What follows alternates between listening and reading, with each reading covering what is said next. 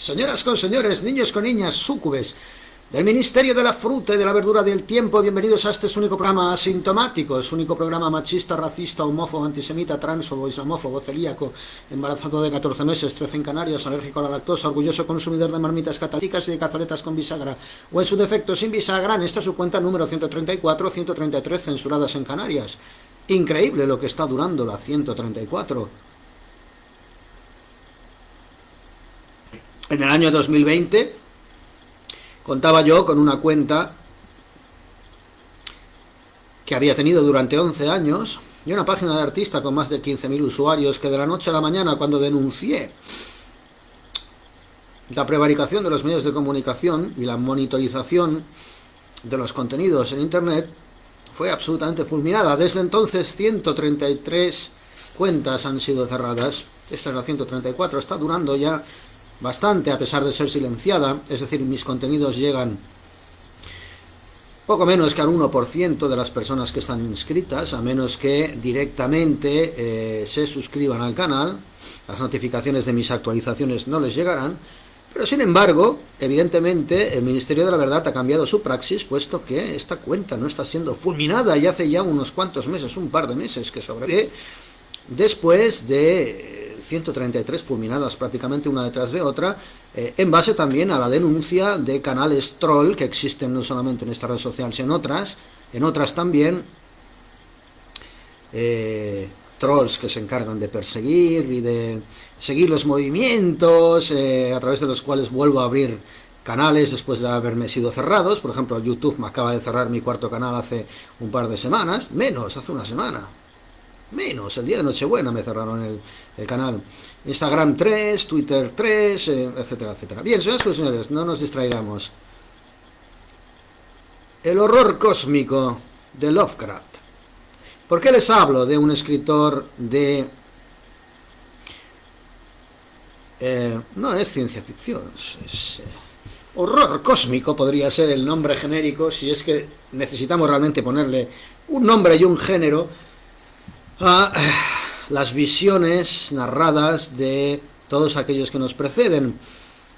Yo últimamente les estoy haciendo una serie de lecturas que de alguna manera hagan posible ver de qué forma la dictadura del Foro Económico Mundial y la Agenda 2030 a la que nos estamos enfrentando ahora se basa no solamente en novelas distópicas, que son prácticamente guías directas de cuáles son las praxis que se están llevando a cabo para desmantelar nuestro Estado de Derecho, nuestras libertades constitucionales y encaminarnos de esa manera a la implementación de esa dictadura tecnodigital y ecofascista que tienen reservada para nosotros la logia del Foro Económico Mundial y la Agenda 2030. Vuelvo a repetir, les estoy haciendo este ciclo de lecturas de literatos que ya advertían de esta evolución de nuestra civilización y también advertían de las praxis que habrían sido llevadas a cabo. Básicamente están sirviendo de guía para estas nuevas logias que van encaminando paso a paso, vuelvo a repetir, a partir de la destrucción del Producto Interior Bruto, del sistema del sector primario, nuestra alimentación, nuestra libertad de movimientos, el exterminio sistemático del ecosistema bajo el torticero y realmente perverso nombre de ecosostenibilidad, una ecosostenibilidad que entiende el respeto por la naturaleza basado en el destrozo, incendio programado y anientamiento de espacios naturales para sembrarlos de parques de aerolitos, de placas solares, etcétera, etcétera, etcétera. Es decir, un sistema absolutamente revertido, antinatural, que respondería a las praxis de aquello que hemos venido llamando satanismo, tras logias de origen masónico como son el Foro Económico Mundial y la Agenda 2030. La literatura, básicamente del siglo XVIII, XIX y principios del siglo XX, nos advierte del advenimiento de esta debacle. Y por eso yo estoy haciendo este ciclo en el cual intento, a través de diversos autores, hacer una analogía entre las praxis que estamos viendo por parte de nuestras instituciones corruptas,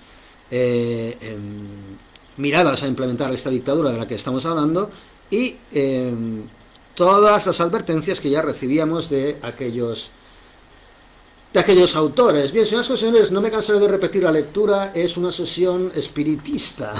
La lectura es una sesión espiritista en el sentido de que usted está conectando con la mente de alguien que probablemente lleve 100 o 150 años desencarnado, es decir, lejos de esta realidad física y orgánica, y sin embargo tiene usted la capacidad de poder conectar directamente con su espíritu y de poder además reconocerse con sus propias inquietudes, que no dejan de corroborarle que somos todos una unidad disgregada, cual pequeños cristalitos caleidoscópicos en esta realidad falaz y orgánica, esta realidad alucinatoria. La llaman Maya los hinduistas, mentira, alucinación, espejismo, que de alguna manera nos preserva de poder ver cuál es la auténtica realidad en la que estamos de alguna manera existiendo, ¿no? Básicamente. ¿Por qué les quiero hablar otra vez de Lovecraft? Que sencillamente es un hombre muy atormentado, precisamente por su tormento. Esta frase es alucinante, señoras y señores. No está muerto lo que puede morir eternamente, y con el paso de extraños eones, incluso la muerte puede morir. Lovecraft nos sumerge en lo más oscuro del temor y de la incertidumbre del ser humano en su naturaleza orgánica respecto a qué va a ser de él cuando desencarne, cuando deje de existir bajo esa naturaleza orgánica. Lovecraft insiste en un mundo sofocante que subyace a la realidad orgánica en la que estamos viviendo, que de alguna manera nos hace sentir inquietos, insatisfechos. Algo no funciona. Es como si fuéramos animales enjaulados que no estamos del todo conscientes de estar dentro de una jaula y que, sin embargo, dada nuestra naturaleza oprimida, sospechamos que estamos en una jaula. Sospechamos que esta realidad no es la realidad. Sospechamos que algo se nos oculta. Sospechamos que en el largo camino hacia nuestra propia identidad espiritual hemos perdido la dirección y se nos está distrayendo de manera absolutamente agendada, absolutamente programada, de nuestro propio destino, que es el de regresar a esa unidad de la cual todos formamos parte, ustedes y yo. En este caso la lectura es una sesión de espiritismo, porque todos estos pequeños fragmentos de realidad, desde el tormento orgánico que sufren sus autores, nos corroboran, a través de la empatía que podemos sentir con sus relatos, que somos todos lo mismo, pedazos de una unidad dispersa, caótica y sometida al miedo y al terror y a la divagación, pero que caminamos hacia el regreso eterno hacia esa unidad. Diferentes autores hablan de esta realidad subyacente que nos inquieta de forma diferente. Jung hablaba de la realidad subyacente a través del inconsciente colectivo. El inconsciente colectivo explicaría también perfectamente por qué usted puede empatizar con un autor que lleva 100 años muerto, leyendo una obra, y sentirse de manera mucho más espiritualmente próxima a ese conglomerado de letras y consonantes que transmiten una sensación y una idea, y una divagación y una intuición. ¿Por qué puede usted sentirse más próximo a un ser humano desencarnado y desaparecido hace 100 años de lo que pueda sentirse a un vecino? Básicamente es la magia de la lectura. Lovecraft, dentro de su horror cósmico, porque, háganme caso, yo no he leído nada más profundamente desgarrador que los relatos cortos de Lovecraft. Es horrible la forma en la que describe el vacío existencial y el horror vacui del miedo que trasuda nuestra propia naturaleza orgánica. Ese miedo que nos reporta a un concepto mitológico de la muerte inexistente, puesto que la muerte no existe, basado en una mitología y en un imaginario hecho de horror, de putrefacción, de polvo, de degeneración, de decadencia, de frío purulento y fétido. El horror que transmite Lovecraft es una metáfora excelente de la vulnerabilidad que sentimos como seres espirituales atrapados en una naturaleza orgánica a la cual pertenecemos transitoriamente, pero de la cual debemos desapegarnos, básicamente. Disculpen. Por eso y por ello voy a hacer un pequeño ciclo de lectura de audiolibros de relatos de Lovecraft, no para someter a depresión a nadie, puesto que efectivamente estos relatos son horribles, son tremendos, son horrendos, le hacen a uno acariciar de forma prácticamente material todos los miedos a los que está de alguna manera sometido como ser mortal, como ser vulnerable, como ser con una fecha de caducidad orgánica, y como ser absolutamente sometido al terror de la incertidumbre. ¿Qué nos espera detrás de esto? ¿Cómo afrontar no solamente nuestra propia desencarnación, sino la de nuestros propios seres queridos, y por lo tanto también el desapego brusco y brutal y sentimental al que tenemos que ser sometidos con la ausencia de nuestros seres queridos? Es decir, lo más horrible a lo que pueda aspirar el ser humano en su propia disquisición mental. Nos estamos enfrentando a nuestros miedos, señoras y señores, pero es necesario enfrentarnos a estos miedos, porque solo de esa forma podremos de alguna manera terminar este ciclo con un poquito menos de obsesión y de terror y de horror sobre nuestra propia caducidad como seres orgánicos, y tal vez también de esa manera podamos disfrutar lo poco que se puede disfrutar en este periplo puramente orgánico, porque es hermoso ver al sol amanecer, ver a la luna alzarse, ver el horizonte sobre un océano pacífico revuelto, la mirada de un cachorro felino, el beso de una joven amada. Son cosas hermosas. Pero si no conseguimos domeñar ese terror puramente orgánico de la decadencia material a la que estamos sometidos, es difícil muchas veces poder absorber la absoluta inmensidad de la experiencia que estamos experimentando en este momento. Y es por eso que yo les quiero leer a Lovecraft, no como un ejemplo de horror depresivo, semisuicida y tenebroso, sino más bien todo lo contrario. Lovecraft concentra y purga en su existencia a través de esta narrativa absolutamente densa, purulenta, fétida, terrorífica y pesadillesca, condensa todo el peso de ese horror humano y orgánico para poder de esa forma exorcizarlo. Probablemente en su reencarnación condensaba todo este horror traducido en literatura para poder purgarlo y finalmente sentirse liberado. En su desencarnación, llámenle ustedes como quieran. Por eso yo les invito a leer estos relatos de horror, no como tales, no como relatos que sirvan para alimentar su terror orgánico y mortal, sino todo lo contrario, para condensar todo aquello que a ustedes les aterroriza, y condensado y cristalizado y desprovisto ya de su poder de dominar su mente con el horror, poder, una vez cristalizado, romperlo como un vidrio y apartarlo de su realidad para poder disfrutar del sol y de la luna los días que a ustedes le queden y tranquilamente transmigrar hacia donde tengan ustedes que transmigrar, porque detrás de todo horror y de toda belleza trasciende algo, trasciende paz, siempre paz. Déjenme leerles este pequeño relato de una página. Ex Oblivion. Cuando vinieron mis últimos días y las feas trivialidades de la vida me hundieron en la locura como esas gotas de agua que el torturador deja caer sin cesar sobre un punto del cuerpo de su víctima, dormir se convirtió para mí en un refugio dorado.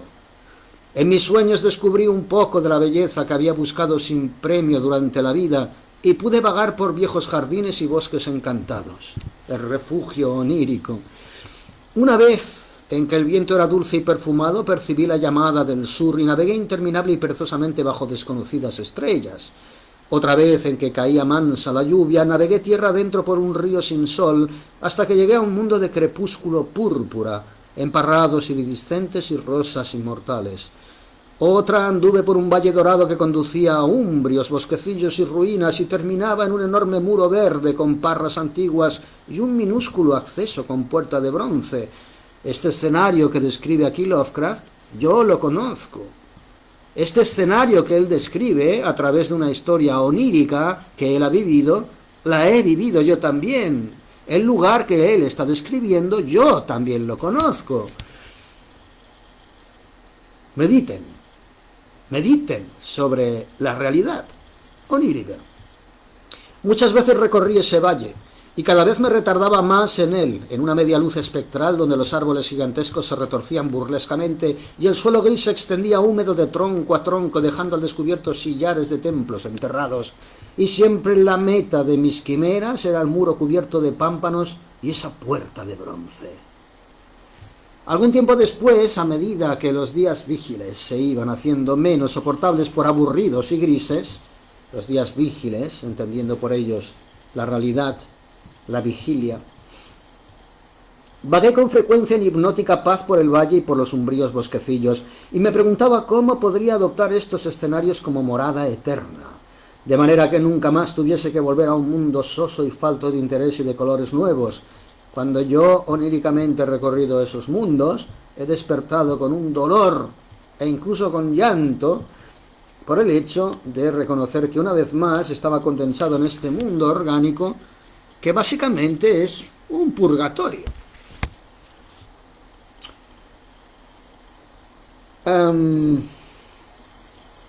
Bien, y al mirar la minúscula puerta del muro poderoso me di cuenta de que al otro lado se extendía una región de ensueños detrás de esa puerta de bronce tan misteriosa, de la que una vez se franquearan no habrían pámpanos. Así que por las noches en sueños intentaba encontrar el cerrojo de la puerta del templo cubierto de hiedra, aunque estaba muy escondido, y me decía que el reino del otro lado del muro no solo era más duradero, sino también más bello y radiante.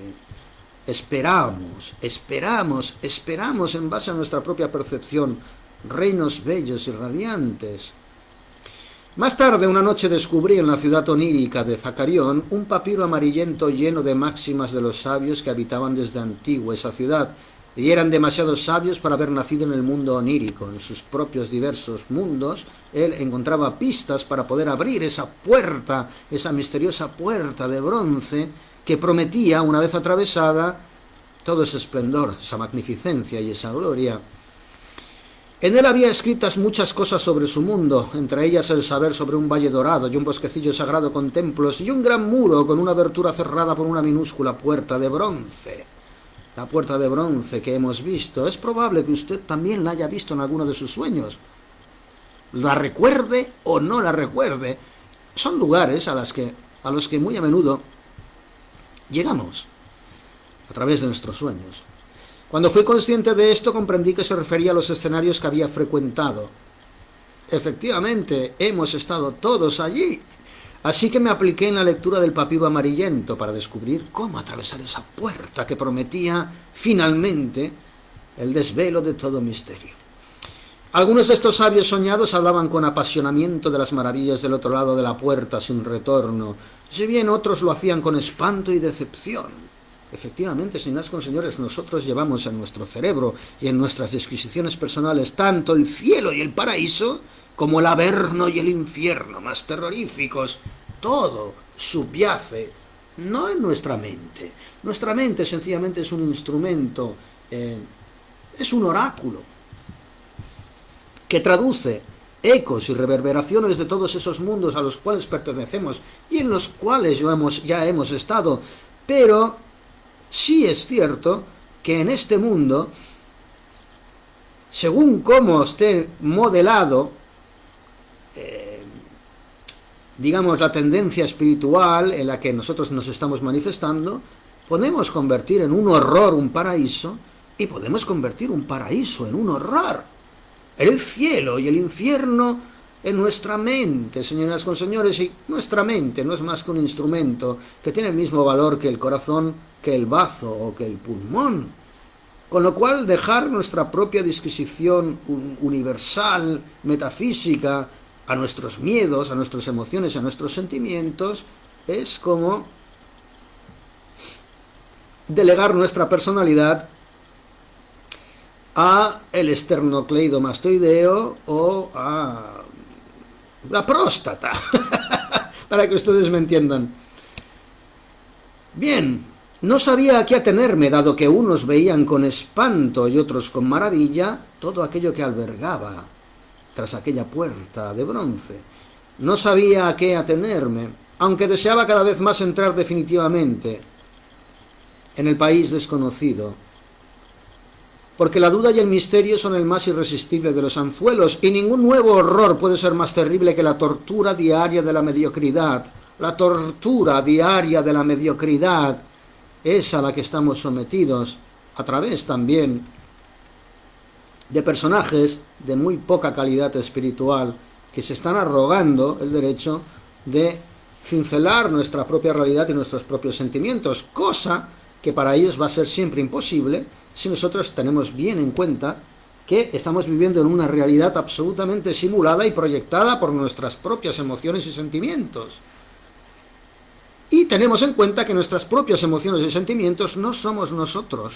Nosotros estamos por encima de nuestras propias emociones y sentimientos. Por lo tanto, debería ser indiferente tanto la película que nosotros mismos estamos proyectando sobre nuestra experiencia orgánica, como la película que esos seres de esa logia absolutamente putrefacta pretenden proyectar y en la que pretenden convertir nuestra experiencia orgánica en una realidad. Su película de sombras no nos pertenece. Nuestra película, en realidad, tampoco somos nosotros, pero nosotros somos los proyectores de dicha película, con lo cual jamás podrán tener el poder, a menos que se lo otorguemos, de decidir cuál es nuestro destino o, ni más ni menos, nuestra propia forma de encarar estos días orgánicos de pasaje que estamos viviendo en esta pesada y oscura realidad material. Deseaba cada vez más entrar definitivamente en el país desconocido, porque la duda y el misterio son el más irresistible de los anzuelos, y ningún nuevo horror puede ser más terrible que la tortura diaria de la mediocridad. Así que cuando supe de una droga que abría la puerta y permitía cruzar adentro, decidí tomarla tan pronto despertase. Esas drogas espirituales, la ayahuasca, el mezcal, todo eso que hacen también muchas culturas amerindias para entrar en contacto con el propio espíritu, que a mi entender son absolutamente innecesarias. Son absolutamente innecesarias. La llave para esa puerta de bronce la tiene usted por defecto, no necesita estimularla con ninguna sustancia, pero Dios me libre de decirle a quién lo que tiene que hacer. Anoche la tomé, dicha droga, y en su sueño recorrí flotando el valle y los bosquecillos sombríos, y al llegar esta vez al muro ancestral, la puerta de bronce, vi que la pequeña puerta estaba entreabierta. Del otro lado llegaba un resplandor que iluminaba espectralmente los árboles gigantescos, y seguí desplazándome musicalmente, expectante de las glorias del país del que jamás regresaría. La transmigración. Pero en cuanto la puerta se abrió más y el embrujo de la droga y el sueño me empujaron por ello, el embrujo de la droga y el sueño me empujaron por ella, supe que todas las glorias y visiones habían acabado. Porque en ese nuevo reino no había ni tierra ni mar, sino solo el blanco vacío del espacio sin fin y desierto, el horror vacui. Así, más feliz de lo que nunca me había atrevido a esperar, me disolví nuevamente en esa infinitud original de olvido cristalino, de la que el demonio vida me había sacado por el espacio de una breve hora. El demonio vida, la vida orgánica que estamos experimentando, llena de dolor, decepción, aburrimiento, sobre todo ahora que están queriendo instigar todos esos aspectos insoportables de la vida orgánica, haciéndonos olvidar todos aquellos aspectos admirables como son la belleza de un amanecer o sencillamente del canto de un gorrión. Cuando finalmente el protagonista de este pequeño relato cruza esa puerta de bronce, no está decepcionado, porque efectivamente lo que él espera encontrar es una proyección de sus propios sueños orgánicos, inducidos además por una droga. La misma droga en la que pretenden inducirnos las multinacionales, BlackRock, Vanguard, Foro Económico Mundial, Agenda 2030, prometiéndonos el paraíso en tierra, el último coche de moda, unas tetas de silicona o una cuenta de TikTok con mucho éxito. Atravesando la puerta de bronce, todo aquello que esperamos como nuestro paraíso no se parece en nada a la definición de paraíso a la que nos han acostumbrado los demonios de esta vida orgánica.